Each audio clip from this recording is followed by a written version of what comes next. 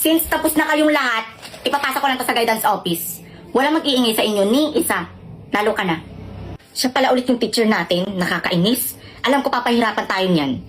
Ako nga din, nagitla ako eh. Saka napansin nyo, nagpabago rin siya ng hair katulad natin.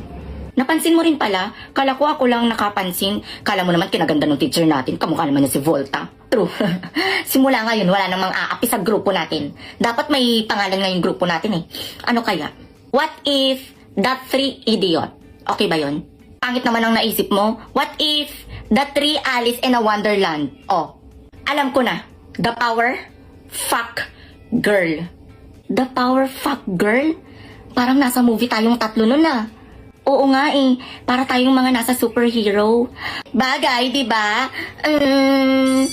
Tara na, recess na. Ano, Rowena, nakabili na kayo ng mga snack nyo? Hanap tayo ng lamesa dito. Kaso, punuan eh. Paano tayo makakakain yan? Eh, halos lahat ng lamesa, puro puno. So, paano yan? Hindi tayo makakakain.